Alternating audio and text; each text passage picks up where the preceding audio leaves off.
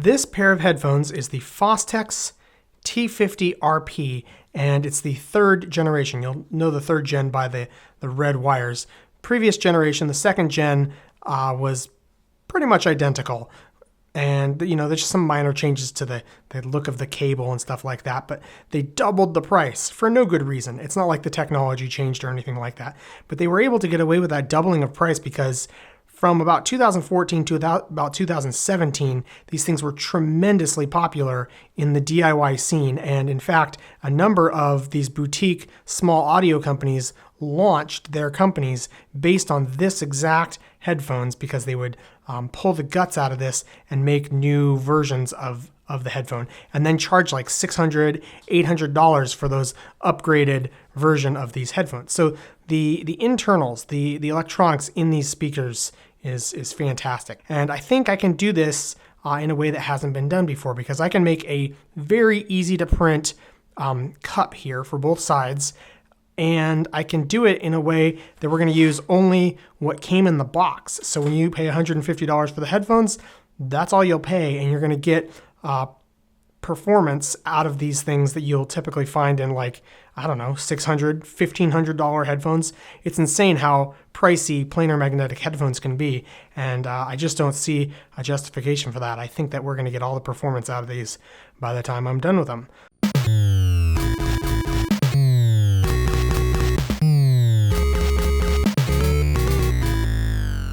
So everything here came in the box. We're going to use this cable. We're going to cut off the 6.5 millimeter jack here, and we're going to solder this line directly to the electronics inside of there.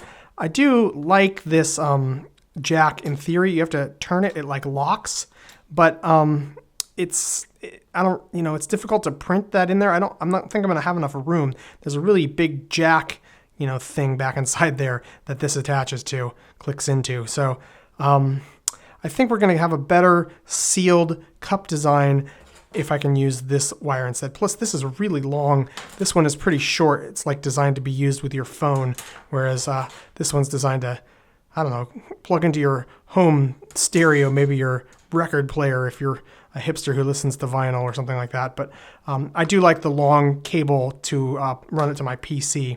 So to disassemble these headphones, you kind of apply a little pressure and pull that flange off like so.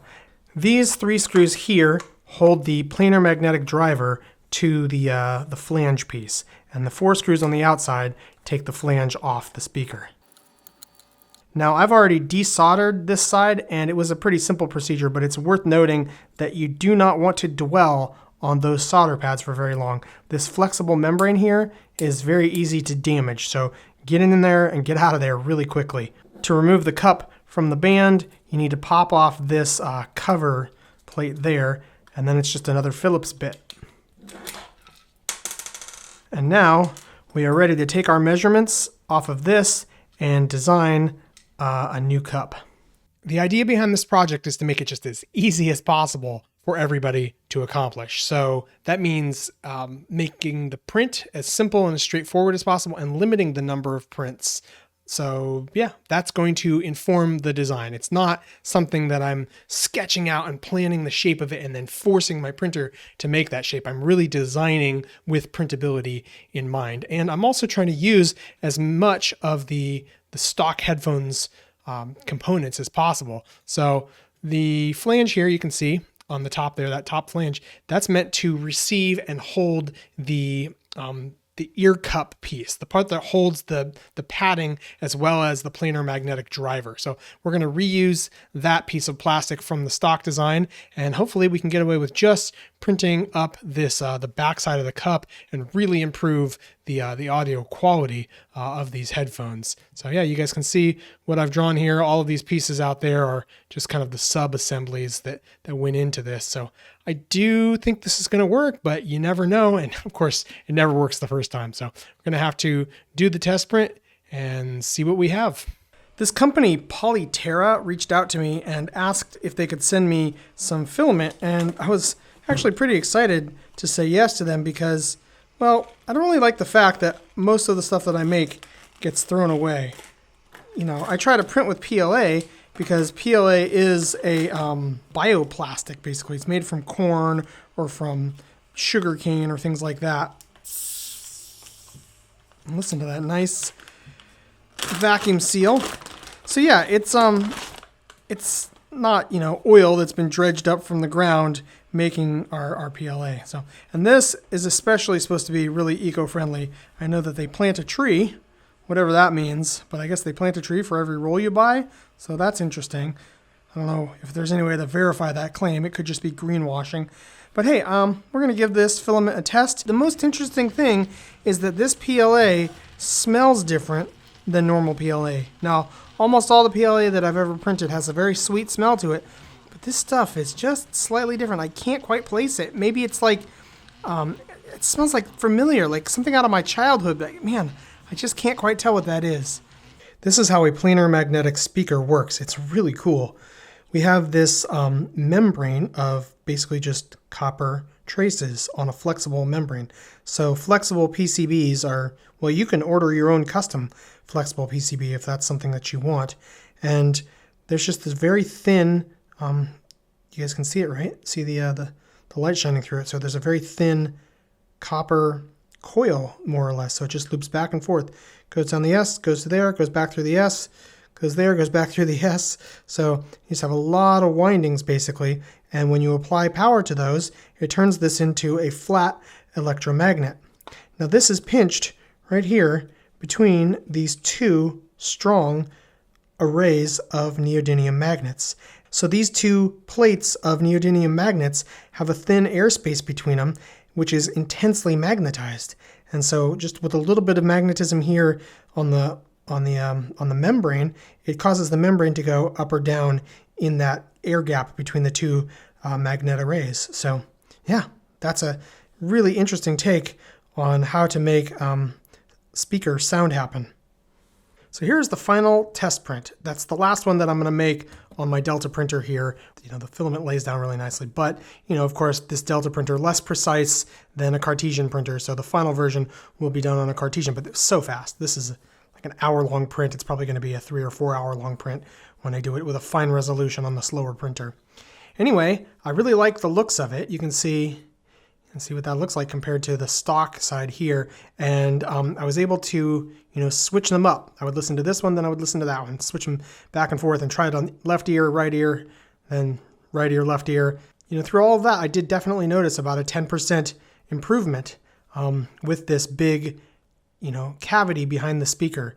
This is the first iteration now removed from the band, and there's a few issues I want to talk about. First of all, you see this white line? That was the flange that I drew in there to receive this this ear flange, this other cap piece here, and the tolerances were too tight. I forgot to leave, you know, some expansion there, and so it didn't fit in there until I cut off the flange for testing purposes.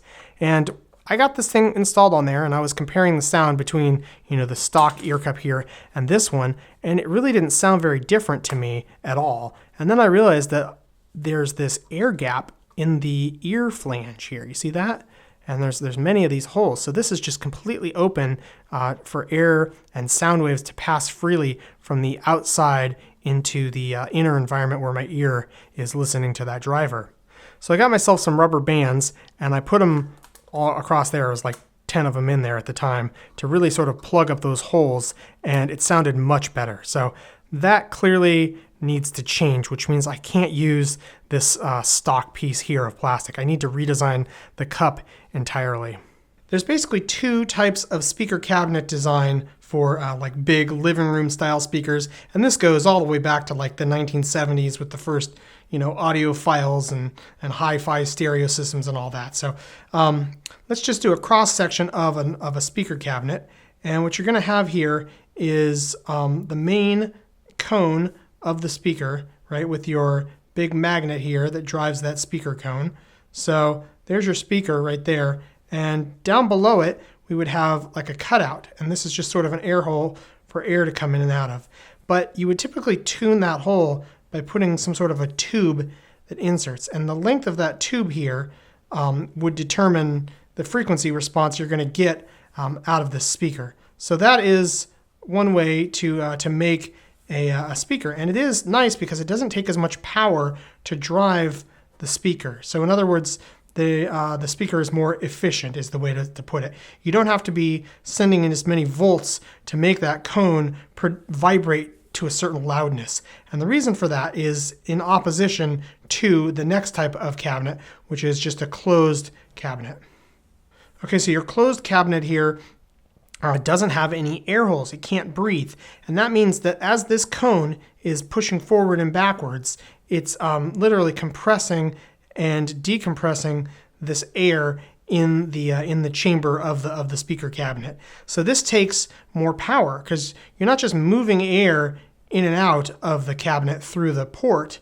You are, compressing and decompressing it. So that's why unported or sealed cabinets take more power and they're less efficient. Now this design here is basically a ported cabinet design. Taking my little LED here, we can see that that grate is completely open, and also the front of the speaker here has these air holes so that if the pad seals up against the side of your face, like you don't have any hair or anything, you've shaved your head, and so you're getting a perfect seal with this pad, it's not going to be sealed on the other side of the speaker. So this allows the driver to go louder, but you lose bass response from it. And that's why these speakers sound kind of tinny and you don't get that thump thump nice bass sound.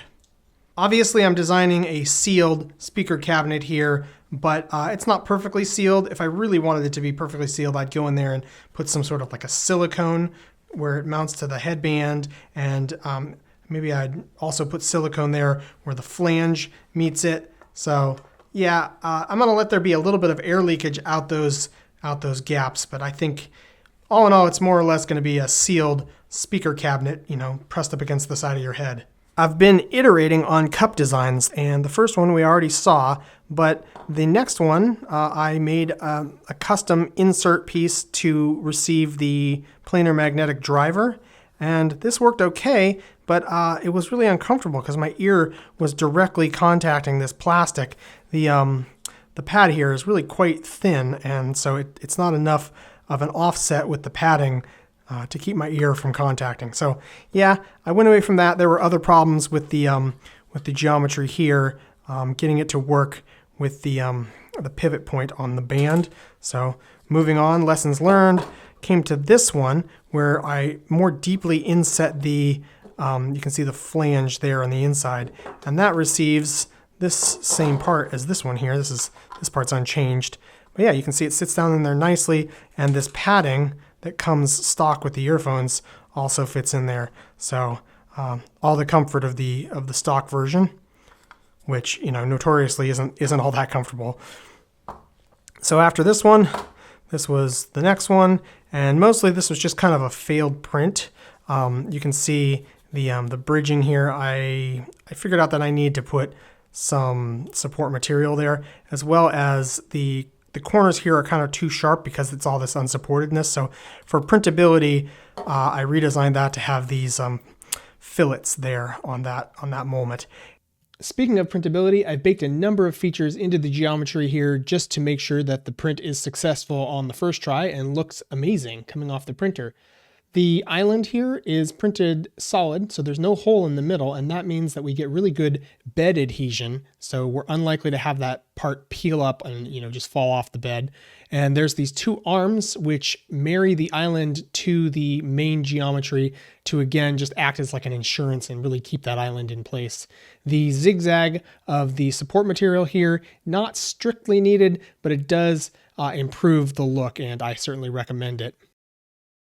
We can see here the first layer of bridging, and that's why I recommend the support material, because that is not a straight line, that's a curved line, and so it does not come out printed perfectly. To get really good bridging, you want a straight line between the two sides. You might also notice that there's no holes punched into the bridging, and that's because just like on that first layer, I have the first layer of the bridging set to not have these three holes. So there's these holes on the two sides of the main hole, and then there's this one up here to receive the wiring.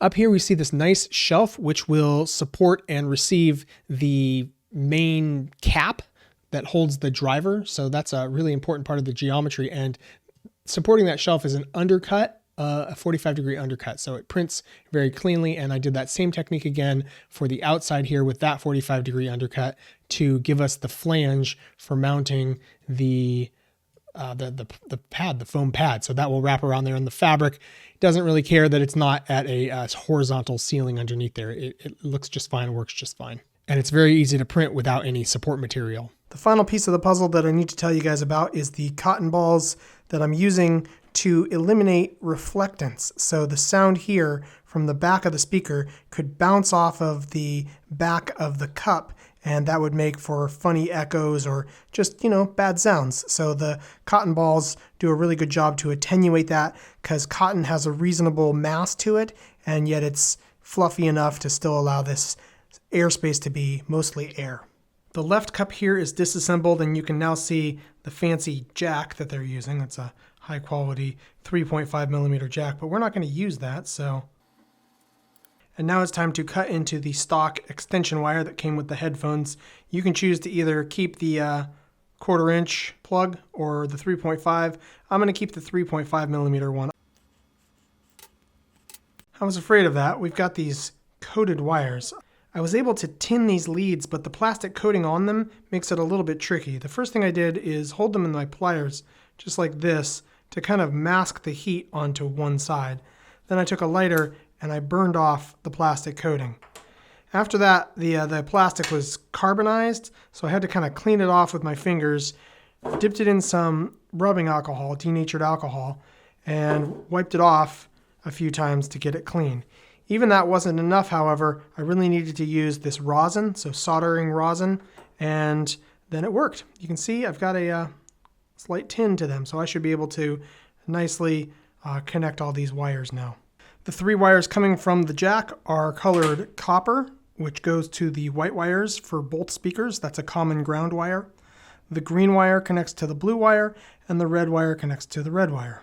Stuff the cotton balls into this side and close her up. I think I forgot to mention that I've been reusing the stock screws.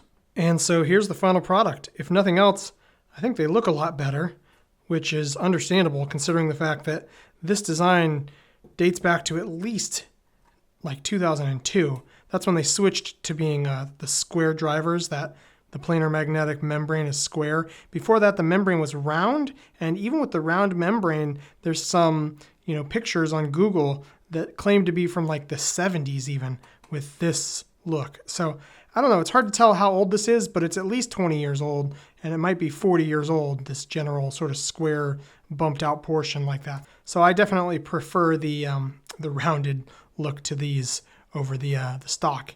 And another great benefit to these is because they are so sealed, they act like earmuffs. So they really block out a lot of that external sound, giving me sort of a passive noise canceling effect. So overall, it's a total improvement, but there's one last thing I need to do. I need to order some thick ear pads like these ones right here. And you can see they're gonna make the headphones look that much nicer, but they also provide superior comfort, and according to some of the forums, because the drivers get spaced away from your ears a little bit farther, the sound is improved. So I don't know, maybe. At any rate, these are $13.30, but I do have to wait like 30 days for them to come all the way from China. So I'm not going to wait to release this video, but if you see me in a later video wearing thick padded headphones, you know exactly what I have on my head. I'm going to post the STL files for these ear cups on My Mini Factory, maybe on Thingiverse, link in the description. And yeah, so have fun printing them. And just because I know somebody's going to call me out on the title, yeah, here's a listing to some other planar magnetic headphones that cost $1,500. I have no doubt that they're not 10 times better than these. They might be twice as good, maybe. I kind of doubt it though. I think that planar magnetic is planar magnetic, and if you really want an improvement, you've got to go to that like crazy static electricity type headphones to really make it even better than this. Anyway, these guys are my Patreon supporters. A humongous shout out and thank you to them. They keep the channel going. Without them, you wouldn't be seeing this video. So thank you so much. Have a great day. See you in the next one.